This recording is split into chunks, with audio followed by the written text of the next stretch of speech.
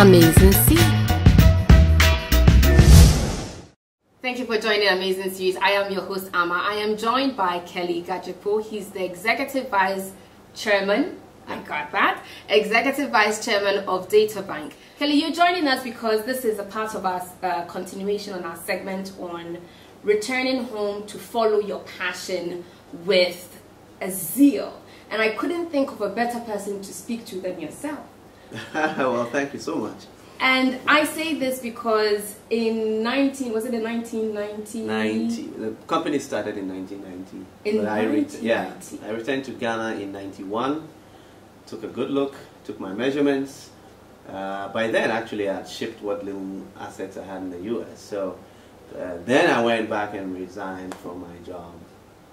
And it's been Ghana all the way since then. For those who don't know the story, Keli and his partner Ken Ofori-Atta came to set up Databank. Can you tell our viewers what Databank is and what the motivation behind it is? Okay, it's what you would call, particularly in the Western world, a boutique investment banking firm, offering stock brokerage, asset management, research, corporate finance, all these sort of financial services. And started very small, really humbly, with no more than $25,000. But even then, the $25,000 we got after we really hit the ground running. And we were motivated to come back and do this because of the establishment of the Ghana Stock Exchange, which for us, particularly for my partner Ken, who's really thought through the process and what it meant to have a stock exchange, and therefore the opportunities that would throw out, because he was on Wall Street, you see. And so stock exchange opened in 1990, and we started issuing research bulletins on the few companies. At the time there were only about 4 or 5 companies, but we figured that for the stock exchange to be successful, for the economy to make use of effectively the capital markets, that information would be key. And so that's where we started from. Now, why would you leave your job in the States? I'm sure it had a lot of security back in the 1990s. Things were not as advanced in Ghana as it was in the US. Why would you leave the security and comfort and luxury, if I can presume, to come home to Ghana to start this business? Well, it's interesting. There are two answers to that. One is Ken, my partner. Yeah. Then the other one was my own sense of where Ghana was. The timing of it, though, was driven by Ken, because he had formulated the concept of the firm. And at the time, he was in New York and I was in Washington, D.C. And he would come over to D.C. to visit the Bretton Woods institutions, World Bank, and so on. And we'll be talking about this big thing that he was thinking about, till it got to a point, I think he must have just turned to me one day and said, well, aren't you going to? And I'm like, sure, let's go do it.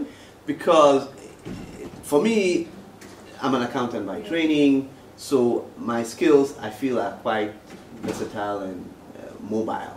I can be an accountant in a pharmaceutical company, I can be an accountant anywhere else. So an accountant for an investment bank, sure, why not?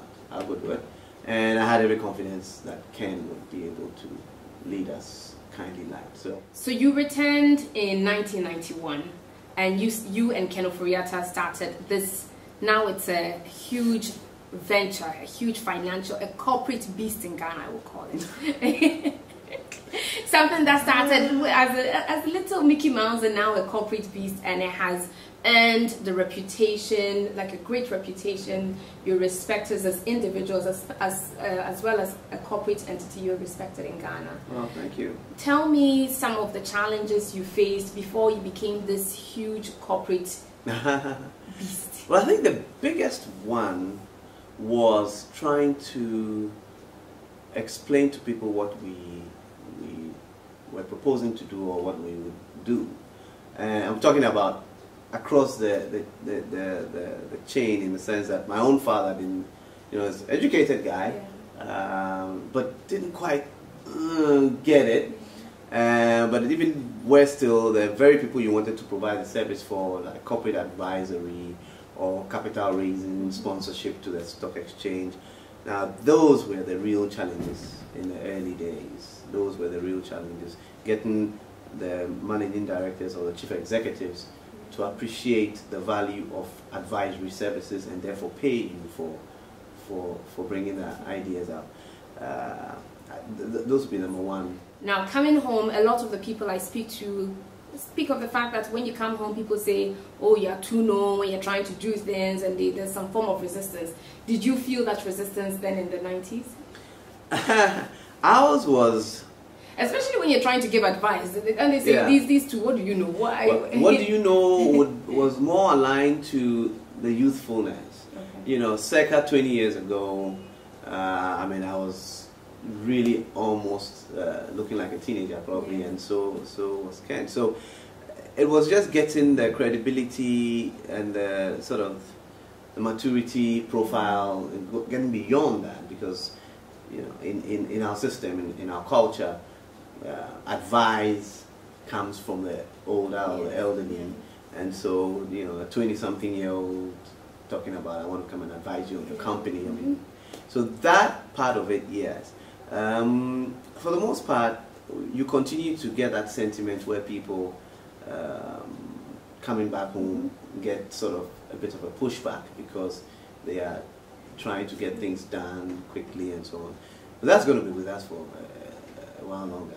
But working with your friend or someone who's practically a brother to you, that close, it can be a bit sticky sometimes. How do both of you make sure, because I'm sure there are people who are setting up businesses or thinking of setting up a business with a brother, a childhood friend, and how can you advise them to make the steps to make the partnership a mutually beneficial and healthy one, like the one you and Ken have? I think that it's fair to say there needs to be respect. Just the basic respect of a human being or human being. Then there needs to be respect for each other's contributions, deeply. One of the probably the big things that I've seen about Ken is his ability to attribute, so to speak. He's not trying hard to hog, you know, the limelight or take credit for everything. So you need to attribute, because obviously you're in the business for more than money.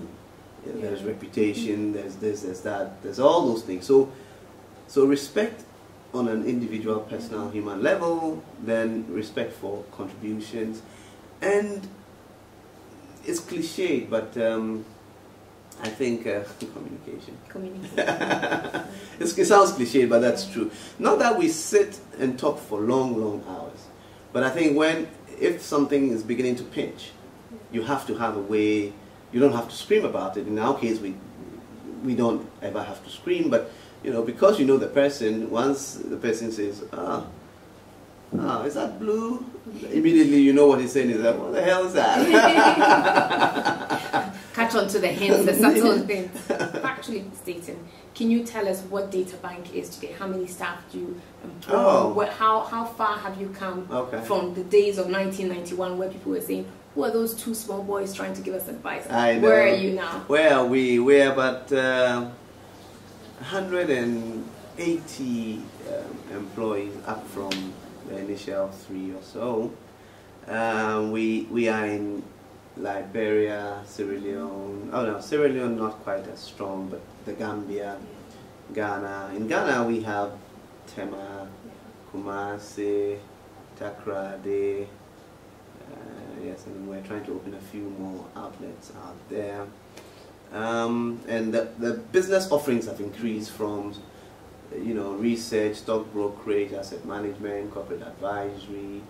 Now we are looking at private equity and also pension fund management in a big way because of the new pension law. You know, we continue to try to push things along at our own pace. Hopefully one of these days we will make a sensible entry into Nigeria, which we've been looking at for I don't know how many years, and somehow we haven't really wrestled that big one down, but it's one of the things that we would like to see in our portfolio of companies. Speaking to the people, you know, who are watching this right now, should they make the move? Some are nervous. Should I not? Should I come home? Is this really the time? What hasn't been done before? Do you have anything to say directly to them? Yeah, I mean, I think that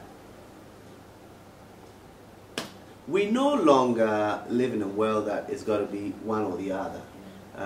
You can live in Canada, Toronto, and participate very actively and effectively in Ghana, even on a daily basis if you want. Your relocation to Ghana is more how you feel what you feel. The time is fine and it's going to be open for a long time. The opportunity, you're better off here because you get a good sense of the opportunities and then you can move in. But Ghana and many countries like Ghana are in the very first phase, I think, of grappling with the concept of development. So the opportunities will be with us for some time. I'm not one of those who believes that, oh my goodness, I would have gone to do an investment bank, but Databank is doing it already, so there's no chance. I don't think so. I think that we could use another 10 data banks and there would still be room for more. Keli, thank you very much for joining us. Pleasure. I started off with talking about Databank, but as you can tell, it was the little engine that could. It's pushed and choo-choo its way. Now it's a huge, huge, huge corporation in Ghana, serving many Ghanaians, hiring people, and of course, mentoring others as well. Keli, thank you again for joining Amazing Series. Great pleasure.